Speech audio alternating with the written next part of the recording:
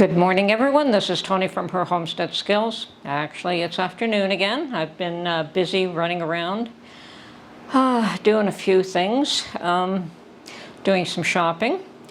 But I also did say a few times that I was in the market for a tomato processing machine, a tomato milling machine that was like my electric one, only a manual, for various reasons. My electric is awesome. I love it, and I use it every year.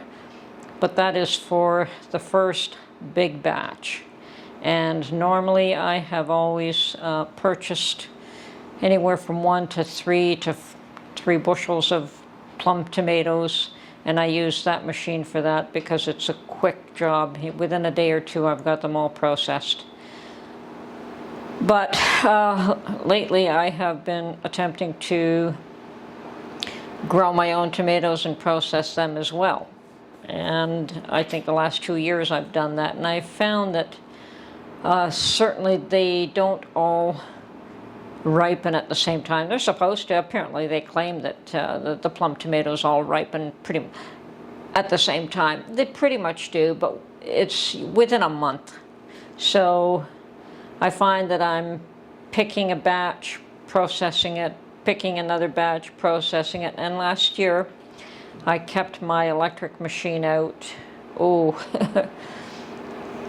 quite a while. I think I did keep it out, and I processed small amounts with that machine for, at least 6 or 7 times. And I got way more tomatoes than I thought I would, way more jars of tomatoes than I thought I would from my own garden.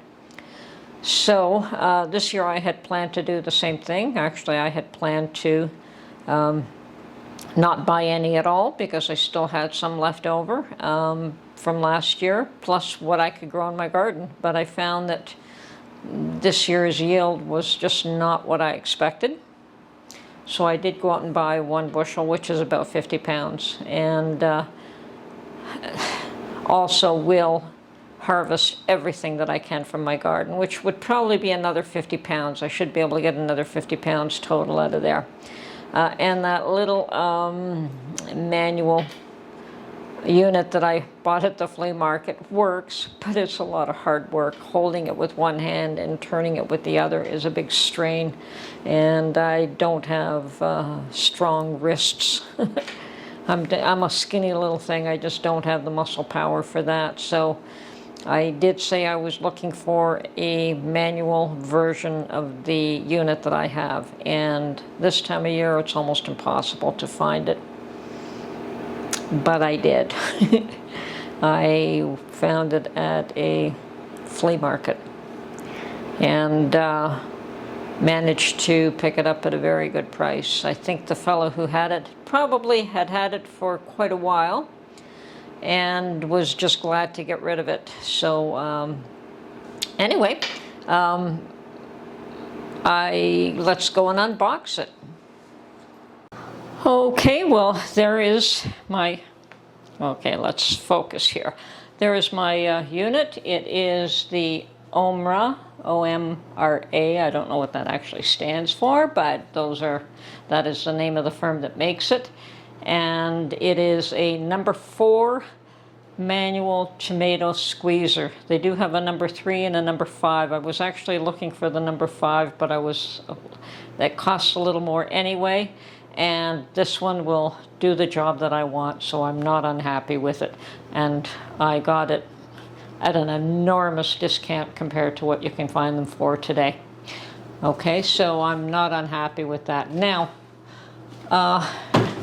the one thing that I did find was that, I don't really have a lot of places to clamp this to. So I looked around my home, and what I do have is this like little antique. It is a telephone table, and it is probably the only table that I can use.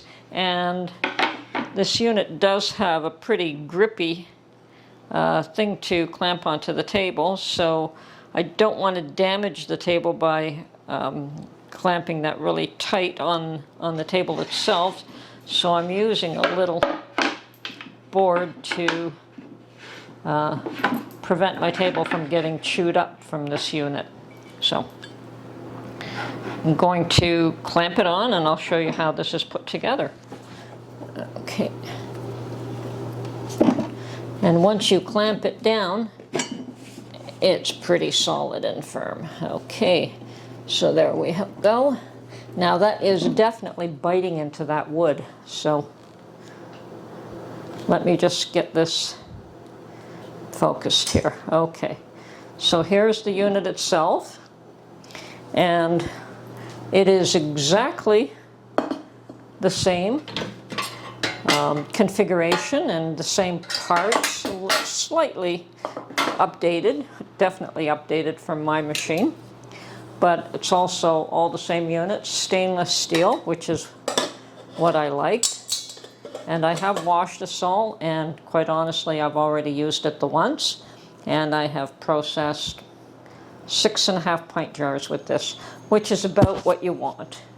Now, it comes with this little wheel. I don't know what you call this, gear. And it's probably best to oil that slightly. And I'm going to do that right now, like in mine, in my electric one. I was always told put a little bit of oil on that because it turns. Let's see. I think on this piece we're fine, but on this piece here we should just wipe it down with a bit of grease. Now I've just put a little bit of olive oil on a paper towel and just giving it a bit of a coating, I guess would be the best way to describe that. Okay, and insert that in the machine. And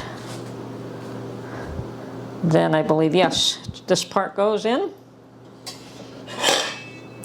Now this is what, these two parts are what work to separate the seeds and the peel. So you're pushing the tomatoes through with this, and okay, this fits on.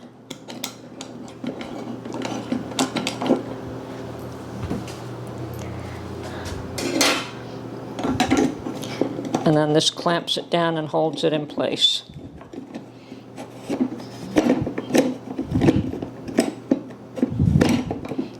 There we go. So the whole thing is solid now in one piece. Funnel.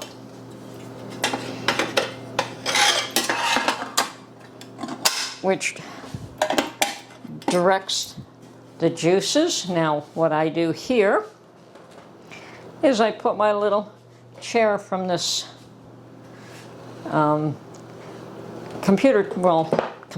telephone table. I just put that over there, put a food grade bucket to catch the juices, and this has to be raised a bit. And I think the last time I did it, I just put 2 buckets, one in the other, and I'll do that now. There we go, I've got the 2 buckets here, just to get it to the right height.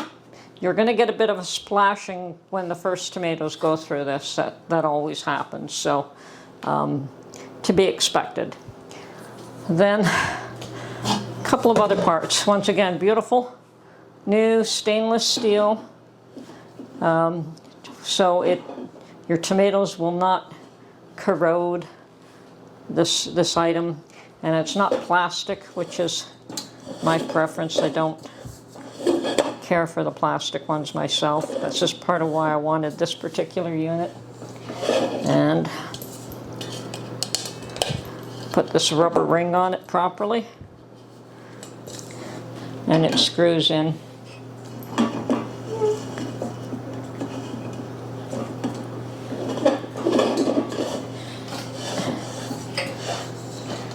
There we go. So there we go. There's the setup.